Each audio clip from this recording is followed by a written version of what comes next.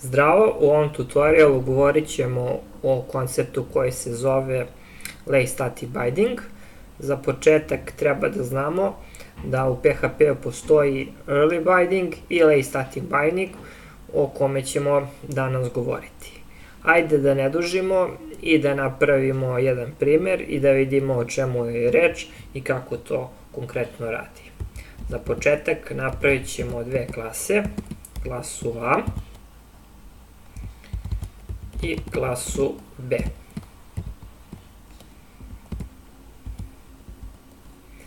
Sad, ove dve klase trebaju da imaju dve metode.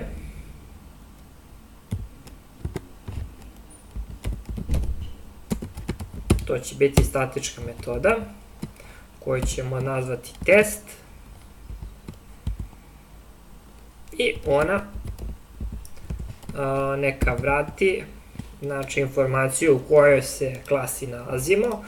To ćemo da uradimo pomoću magične konstante class.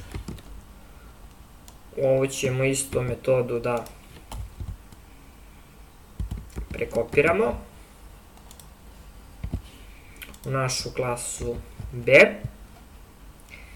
Sada u ovoj klasi A dodat ćemo još jednu metodu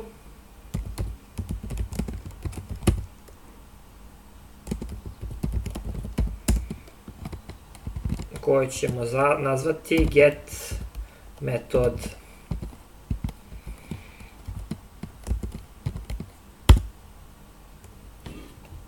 Ova metoda imaće zadatak ništa drugo nego da pozove ovu test metodu.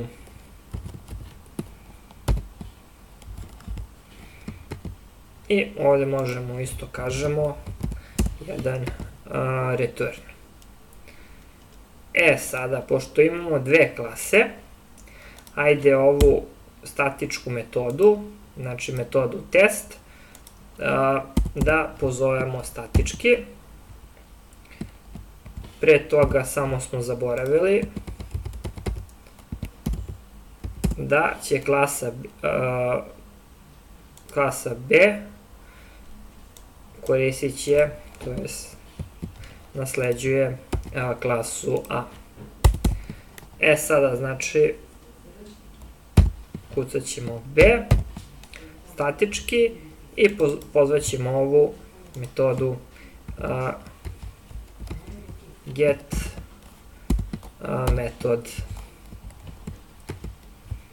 Sada ovde možemo stavimo jedan eho i sada pošto zovemo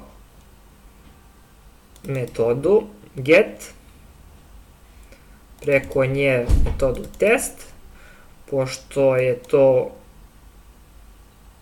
koristimo našu B klasu, očekujemo da će se ovde ispisati da smo u klasi B. Sad ćemo da osvežimo, samo da vidimo linije 8.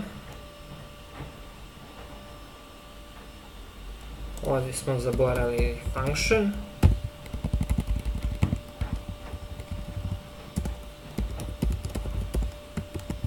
I kada ispravimo ovu grešku, verovatno smo i ovdje zaboravili, tako je.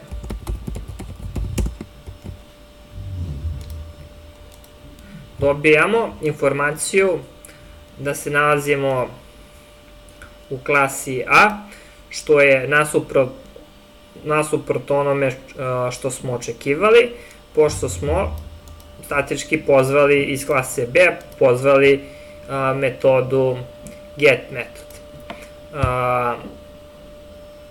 Ovaj koncept Lay Static Bindinga upravo govori o ovom problemu i to ćemo prevazići tako što ćemo umesto samo ovog self